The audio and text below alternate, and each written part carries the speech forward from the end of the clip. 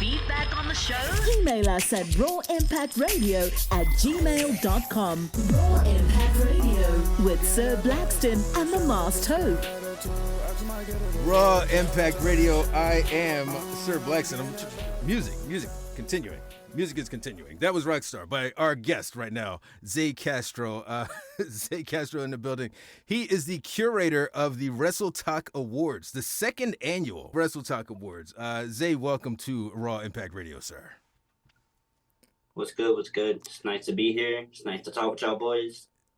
Let's talk. Absolutely, man. And before we even get into it, I do want to give you an additional layer of props, because I know you as a Wrestletalker. People know you as being like a super passionate wrestling fan, maybe even some might say the president of the F. Roman Reigns Society, but also a musician who a very talented musician. You went back and forth with Not Famous, friend to the show, a few weeks back, man. Bro, you got it going on in a bunch of ways. Yes, sir.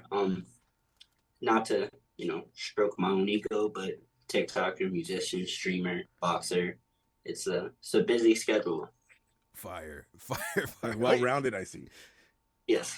That's right. He's a boxer too. Damn, I keep forgetting. He's had his first match a couple months ago, right? Yeah, in September, and then I had another one last month. Fire, dude. The brothers all over the place, man. We got to get them before they blow up like crazy. Hope. All right, we got a feature Floyd Mayweather out here. Hope, did I introduce you, man? My fault. No, you're a very rude host. Oh, yeah, well, and the Masked Hope. Wow. Oh, okay. No, I see how I'm appreciated around here. The greatest co-host of all time, the Masked Hope, former champion, but not quite right now. Anyway, let's jump into this joint with Zay, man. First off, I wanted to talk to you for a couple of reasons. One is a lot of our listenership may not necessarily be from the TikTok world, and they don't understand what Wrestletok is about. So I wanted just to, if you could explain like the community of Wrestletok and kind of what folks can get out of the Wrestletok, area of TikTok. Yeah, of course. Wrestletok is, it began as a community of wrestling fans who just wanted to discuss wrestling. The happenings within the business. I believe it began 2019, around that time. And needless to say, 2019 was an eventful year with the debut of AEW, Hell in a Cell 2019. Just a lot of stuff. So I imagine fans were hectic to speak with each other, and Wrestletok gave them that outlet. However, over the pandemic, it transformed into a gathering of creators who wanted to blow up in the wrestling space, whether it's becoming wrestlers themselves or, ring announcers, referees, commentary. A lot of the people now in Wrestletok have aspirations to grow in the actual wrestling industry instead of growing as fans among fans. What's funny about it seems like almost like a natural progression from like the boards of like the 90s and early 2000s and, people doing the YouTube reviews. It only makes sense that this is the next level or the next step in the transition of wrestling online communities, man. And what you're doing with the Wrestletok Awards. First off, tell me a little bit about the Wrestletok Awards. I began the Wrestletok Awards because it didn't take long for me to notice that our section of creators, people trying to come up through Wrestletok, is highly, highly under-recognized. Because you look at people like BDE, Chris Danger, etc., and they kind of have the wrestling content space on lock and key. And at the time, the only real blow-up we've had out of the community was Mr. Professor. And personally, I don't really know what he's up to now, but I'm sure he's killing it as he's continued to with his rise to prominence. But for me, I wanted to give people that recognition. Allow people to see themselves listed among some of their favorite creators and be like, that's even more of a reason to keep working, keep grinding at this, because it's a hard road and it's slept on very much because we aren't YouTubers and everyone thinks TikTok is low effort content, which it is. It's pretty low effort content, but growing your platform from TikTok isn't low effort, and that is what a lot of people are trying to do. I would kind of disagree with that it's low effort. I would argue that it's more effort to do what you do and put it into a short format. To make a long video for YouTube, I would think it's easier. You just babble for a little bit, throw some clips up, and you're good. But to actually keep someone's attention for a short period of time, I feel like that's harder to do than an extended period that YouTube does, in my opinion. Yeah, yeah. And I would agree to certain things. Like it shows your talent in being able to condense what you have to say, but short form content is easier to digest. So Right. a lot more people are eating, or figuratively eating, your videos up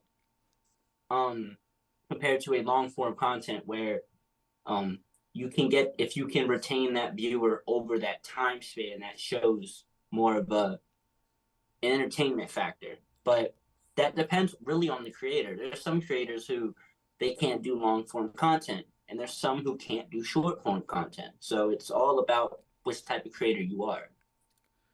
And then there's the looping aspect of it too. You consume a YouTube video that's an hour long once. You click on a TikTok video, it's just going over and over again. So it's very easy to see your views just jump up over a period of time. So in terms of the Wrestletok Awards, we said this is the second annual. I know that last year some things happened with the first one. What did you learn from that first year of Wrestletok Awards? Well, for starters, one of the first things I learned was to allow more community involvement, because it was, to be fair, a very closed circuit of like 15 people who created the first year's ballot. And afterwards we looked at it and we were like, damn, there's a lot of people that we left off, a lot of people who really do, who we felt deserved to be on the list. And not just in the sense of, you know, to be completely honest with y'all, a lot of people just have egos and felt that they deserved to be on the list. There were a lot of people who we looked at and we were like, it's not just ego, this person actually did deserve to be on this list, and we missed them out. So this year what we did was we allowed 6 months for people to write in any creator that they felt was popping, whether, you know, oh, this creator was only popping for like a month, but they still got some write-ins, or this person's been killing it all year and they got some write-ins. It allowed the community to really give us the people that they viewed as the upper echelon. Yeah, I feel like the backlash y'all got was unwarranted, because you put people in there, but you also had an other section, so people could have write in who they wanted anyway. Yeah. Right. People was sending me like, bro, they left you out. I'm like, there's an other section, just write my fucking name in there. Like, it's not that serious. Yeah. And it, like, I don't want to say it was unwarranted, because I do understand people's emotions. I'm a lot more mature this year, so, you know, I'm attacking it a lot differently. But I will say a lot of them were tweaking. They were saying a lot of dumb stuff, and a lot of it was very egotistically driven. So, a lot of the criticisms I did ignore, but there were a fair bit where I was like, okay, this makes a lot of sense. I want to apply this year, and yeah. And how has the response been this year versus last year? A lot more positive. Like, at the same time, I feel like it helps a bit that we aren't referring to it as the Wrestletok Awards, because, as the creator, the curator, I stand by my opinion that Wrestletok is dead. We are the wrestling content creation community. You have people who sure refer to it as Wrestletok, but I respect the idea that Wrestletok should be a condensed form of fans. People who don't really have the aspirations to grow in the community or build anything. Which is why this year they are called the Wrestling Content Creation Awards, because it's for the creators, the people who are attempting to cross that threshold and are doing great work in crossing that threshold. And I believe that attributed to a lot more of the positive reactions we got this year, such as, like, we made Weezy Blonde cry in a good way. Minnie was very excited. Oos couldn't have cared, but many would have been pushing for Oos Crazy. Mm. There are a lot of other creators that have came to me and was like, yo, this is a really good this year. I like the people you have involved. I like the options we have. And overall, it came out a lot better this year, and I'm proud of that. One of the things that really impresses me about this community is the fact that I continue to find new creators. And it's not like these new creators have, like, you know, been creating for like the past 2 weeks. Like, these people have been around a lot. So there's always like another corner or facet of this community to be discovered, like literally every day. Yeah, like, I'm going to break kayfabe for TikTok viewers, but TJ, me and him put a lot of work into figuring out who should make the list, because the community did troll a lot this year, a lot. As with everything. Yeah. We had maybe about 75 write-ins for BDE. And I'm not talking about the creator. I mean, we have about 75 write-ins for Big Dick Energy. Wow. Shit you not. Okay. Yeah, they did. Some people did not care. A lot of the hot takes are also taking shots at other creators, so we have to take those out of the list before the show. But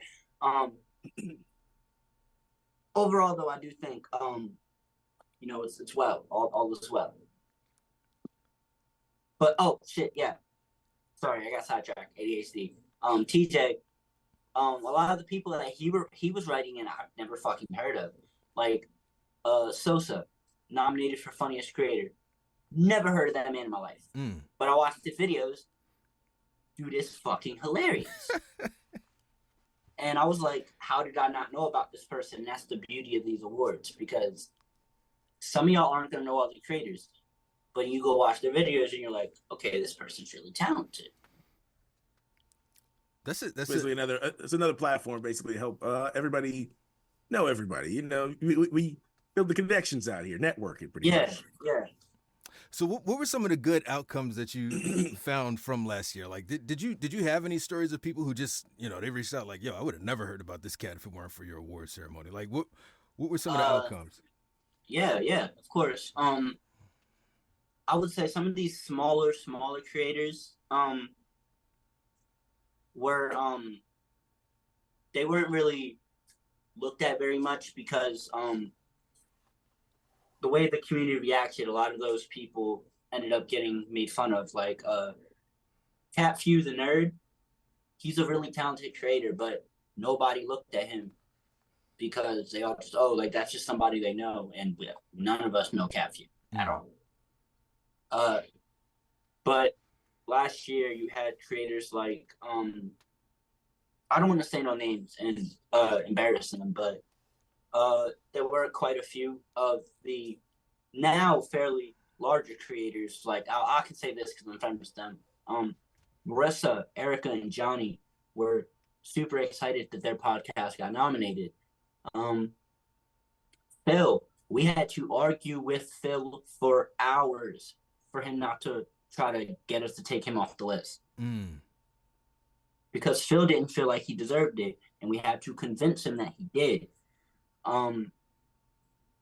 The MVP of last year, Loft Not Famous, he was, when we came up with the awards, he was all the way against it, because he had the premonition that So Raven styled how the community would react.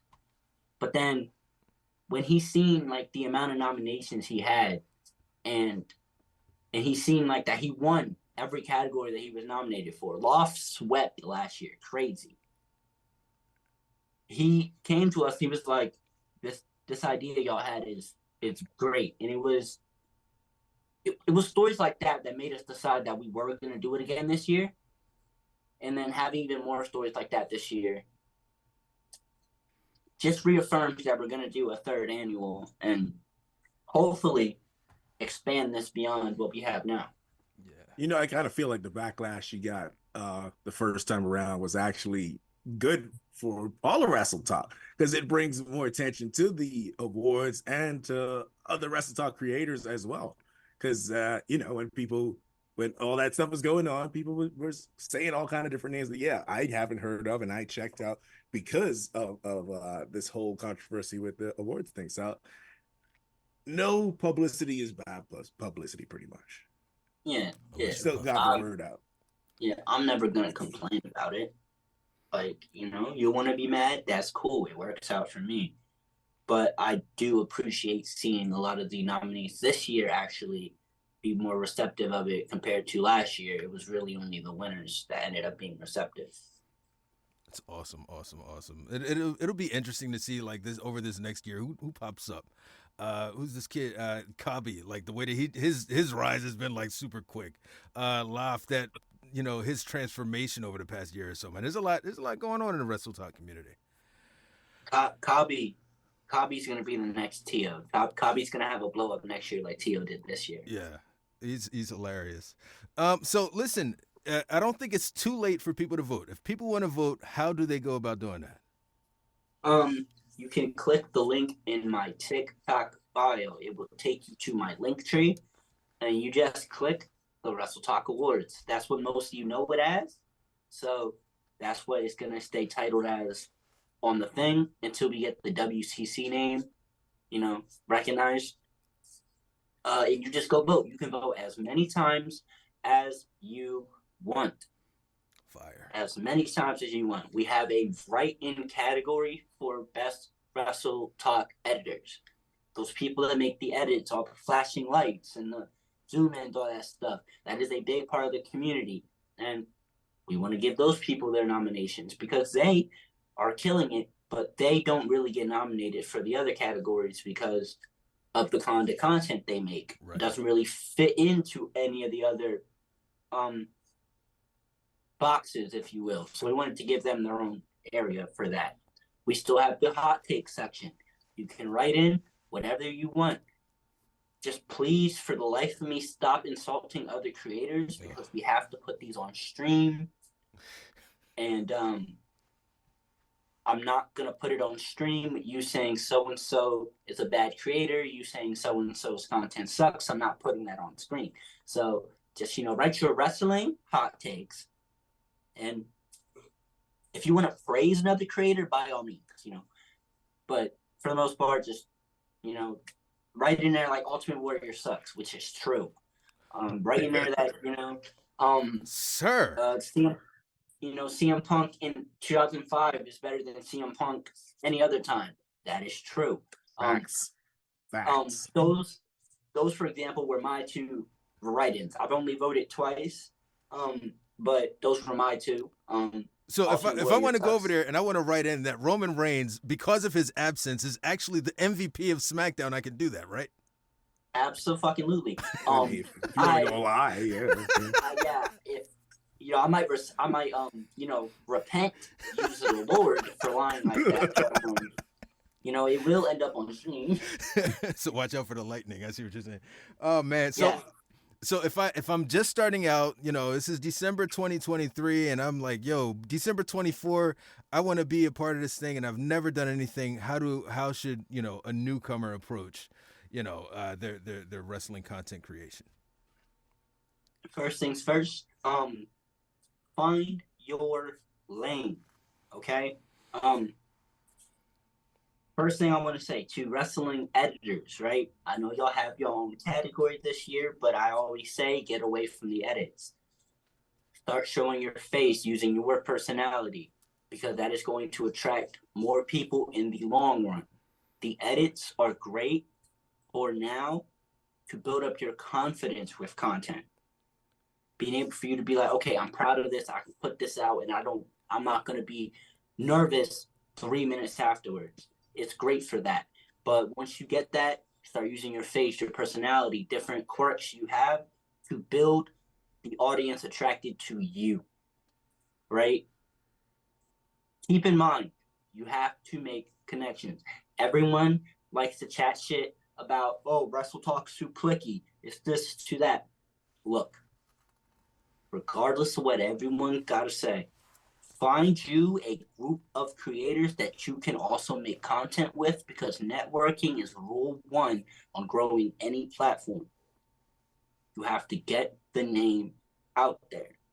Look at people like TJ, who got discovered last year by me. I'm not gonna lie to y'all. He's gonna hate that I keep saying that, but it's the truth. I didn't know nothing about TJ until he reached out looking to network and find more people to make content with. And now we have an entire content network together. So just put your name out there, get your face out there, find your audience, use your personality, and I promise you people will be attracted to it. I will say it's not for everyone. It's not for everyone. You cannot take it to heart if it's not working for you, because maybe you're just in the wrong lane. Maybe you have to switch it up. Maybe wrestling content is not your content aisle. You have to have that self-awareness. So just pushing your own name and building your personality and who you are as a person or who you're looking to project will go a long way on making it on any list possible. Well said, I gotta agree with you there. Just my journey. I was doing all kind of other crap on TikTok, and I was already interested in wrestling news. I was already looking shit up daily. So when I started doing it, it just popped because that was always already something I love doing. So I think people could see that and they click with it. So yeah, find your lane, find what you like to do. Don't just do stuff because you feel like it's popular. And I would toss in there, don't create your content specifically to be recognized by anyone. Do it because it's fun. You know what I mean? Do it because you enjoy it. You know what I mean? Like that. If you don't enjoy it, it's going to come through. Like a lot of my videos are me just talking to a camera. That works for the section of my audience. But then every once in a while, you get those more adventurous videos, like the series I had for a while about the darker personality. You get those more creative endeavors while keeping it up with something minor that your audience is going to enjoy. They love when I talk shit about Roman. You should see the fucking views when I shit talk Roman compared to anything else. But I don't do it that often anymore because I'm trying to make the transition. You have to condition your audience for what you're doing. I spent a whole year being the conductor of the Roman Reigns hate train, CEO and chairman of the fuck Roman Reigns Society. Wow. You feel me? Now I'm trying to transition. I talk shit about Punk a lot. I might start a society about hating Punk. I'll be the first member. Yeah. I have this story with TJ that we're running with that is looking to get very, very interesting soon. We have another versus battle with Loft happening around Mania next year. I don't know if I'm allowed to announce that, but I just did. Too fucking bad. I'm all in because I did sit in on that first one, man. And you guys both were killing it. Like, it was crazy. We keep a lot of plates spinning, and that's the idea, and that's how we look to grow. That's awesome, man. Well, do me a favor and drop your social medias if folks want to connect with you. How do they do that? You can find me anywhere at the start before time. If that's not working, TSB4T. It's the shortened version. Anywhere, SoundCloud, Apple Music, Spotify, TSB4T, Instagram, TSB4T, Twitter, TikTok, YouTube, Twitch. It's about before time. If there's nothing on those pages, chances are I'm deep in my Main Event Players bag. Main Event Players YouTube channel, Main Event Players Twitch. We have a music subsection now, so go check out what me, Loth, and TJ are putting out. We're starting a boxing subsection. We're very busy people, and I don't want to take up all the time listening off what we're doing. So just go follow the pages, and all the content in the world you could want will be at your fingertips. Well, that is dope, man. And again, I'm very proud of the growth that I've seen out of you and with this program. And it's only going to be even better next year. Everything is just going to continue to grow, man. So best of luck to you, Zay, man. Thanks for coming through and chopping it up with us. No problem. Thank y'all. I'll talk to y'all later. All right, peace. All right, man. Appreciate you.